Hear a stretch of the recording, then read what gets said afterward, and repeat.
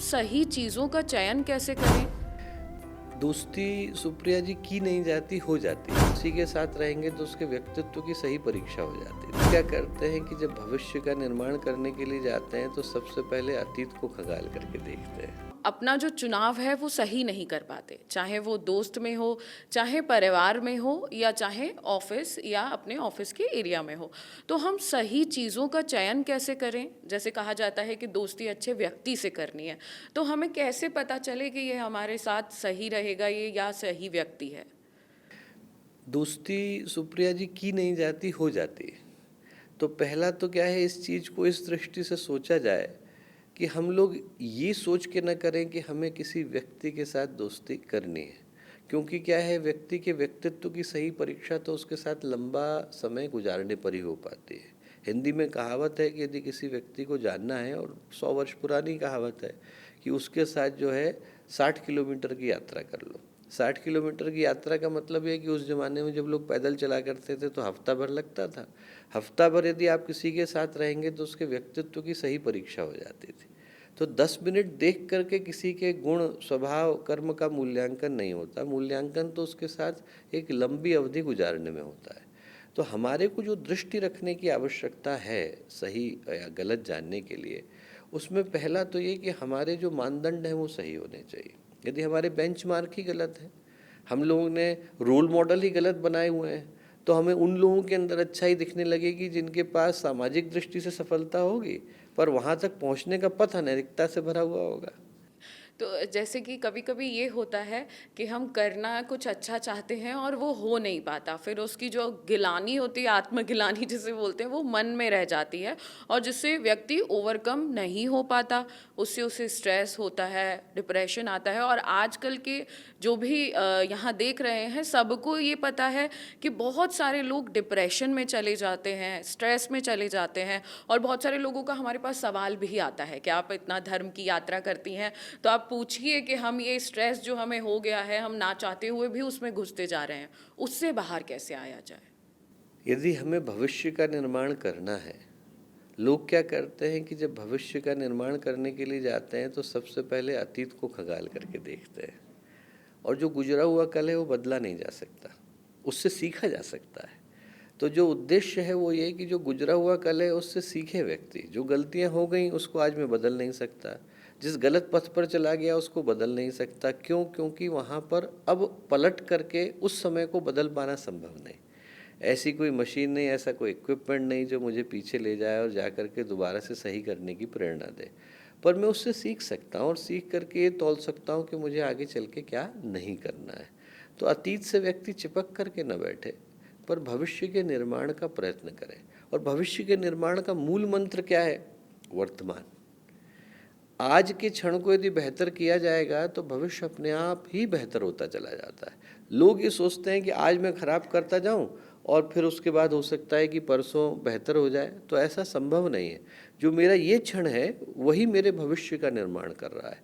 और इसी क्षण में यदि मैं सही करना शुरू होता हूँ, बिल्कुल और कहीं देखने की आवश्यकता नहीं। ग्लानि भी छूटती है और भविष्य के सपने भी छूटते हैं। दो तरफ हमारी दृष्टि है, इसलिए यहाँ पर ध्यान नहीं है। यदि मैं इधर और उधर देखता रहूँगा तो पैर तो पत्थर से टकराएगा ही। यदि मैं इसी क्षण में अपने मन को, भाव को, चिंतन को, ऊर्जा को लेकर के आता हूँ तो गारंटी है इस बात की कि व्यक्ति का जीवन जो है वो अपने आप सुधरना शुरू हो जाता है। सुधरना शुरू होता भी है और बहुत व्यक्ति अपने आप को सुधारना चाहते भी हैं। हमने हमेशा से सीखा है और गुरुजी से ही सीखा है, सादा जीवन उच्च विचार। लेकिन आजकल की जो लोगों की लाइफ स्टाइल है, जो चाहते भी हैं कि सादा जीवन व्यतीत करें, अपने विचार अच्छे रखें, लेकिन जो कंपटीशन है आसपास कि बगल में ऐसा है तो हमारे पास भी ऐसा हो, न ना चाहते हुए भी थोड़ा इसे हम जैसे दिखावा कह सकते हैं। तो वापस ऐसा कैसे हो जाए कि सभी व्यक्ति वही सोच ला दें, सादा जीवन उच्च विचार? किसी न किसी एक को शुरू करना होगा। पहले तो ये पूछ करके देखना जरूरी है सुप्रिया जी कि जो लोग भाग रहे हैं उनको कुछ मिला क्या। यदि उनको शांति मिल गई तो ठीक है, वही पथ सही है। पर दुर्भाग्य यह है कि हर जो व्यक्ति भाग रहा है वो मन में कसक ही लेकर के भाग रहा है। जो आज लाख की दौड़ में भागा था वो कल करोड़ की दौड़ में भाग रहा है, जो करोड़ की दौड़ में भागा था वो अरब की दौड़ में भाग रहा है, जो अरब की दौड़ में भागा था वो खरब की दौड़ में भाग रहा है, और इस डर के साथ जी रहा है कि कहीं ये चला ना जाए। हम लोग संस्कृत में दो शब्दों का प्रयोग करते हैं, एक को बोलते हैं तृष्णा, एक को बोलते हैं आसक्ति। अंतर क्या है? तृष्णा का मतलब है जो नहीं मिला उसको पाने की कामना, और आसक्ति का मतलब है जो मिल गया वो छूट न जाए इसका भय।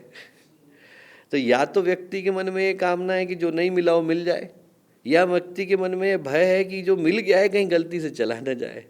तो इन दोनों डरों के कारण व्यक्ति मन की शांति को तो भूल के ही बैठा है। आज जिसको हम सामाजिक दृष्टि से सफलता बोलते हैं वो क्या है? सफलता का अर्थ सुख नहीं है, सफलता का अर्थ प्रतिद्वंद्विता है। लोग क्या है, कंपटीशन को कंटेंटमेंट से कंफ्यूज कर रहे हैं।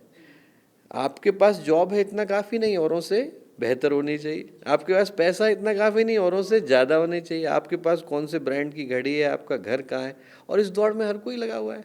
जिसने आज अपने घर को टाइल्स से बिछा लिया कर, वो इस दौड़ में है कि टाइल्स बेहतर वाली हो। फिर जिसने घर बड़ा कर लिया उसका है कि घर अच्छी जगह पर हो। फिर उसने एक घर बना लिया कि दूसरी जगह पर हो। और ये जो दौड़ है वो हरनिश चल रही है, और एक दिन भगवान आके पूर्ण विराम लगा देता है। तो जिस दिन पूर्ण विराम लग गया उसके बाद न दौड़ चलती है न कुछ चलता है, सिर्फ मन में एक दर्द रह जाता है कि मुझे अवसर मिला भी था और छूट भी गया। वो इकोनॉमिक्स में एक थ्योरी आती है, थ्योरी ऑफ डिमिनिश्ड रिटर्न। तो डिमिनिश्ड रिटर्न का क्या मतलब है कि आप पहली बार जूते का पेयर खरीदने के लिए गए तो आपके मन में एक्साइटमेंट होता है, और उस एक्साइटमेंट को पाने के लिए व्यक्ति दूसरी बार जूते का पेयर खरीदता है, फिर तीसरी बार खरीदता है। पर हर नए जूते के पेयर के साथ डिमिनिश्ड रिटर्न है, वो जो एक्साइटमेंट है वो कम होता चला जाता है। जो पहले जूते के पेयर का एक्साइटमेंट था वो 100वें जूते का पेयर नहीं देता, पर व्यक्ति उसी को पाना चाहता है। तो इस सिद्धांत का जो दूसरा पक्ष है वो क्या है कि आपको यदि वही एक्साइटमेंट चाहिए तो क्या करने की आवश्यकता है? आप पहले जूते का पेयर किसी और को दे दीजिए। जैसे ही आपने बांटना शुरू किया तो अब जब नया जूते का पेयर है आपको वही एक्साइटमेंट लेकर के आएगा। जहां आपने खुशियां बांटी, आपकी हर नई खुशी आपके लिए नई खुशी लेकर के आएगी। जी, सबसे पहले मतलब स्वयं में बदलाव करना है, तभी सबको और सबको साथ में लेके चलना है। एकमात्र तरीका वही है, सबको साथ में लेके चलना। ऐसी कोई दुनिया में जादू की छड़ी नहीं है जो आदमी के व्यक्तित्व को बदले, मन में शांति दे दे।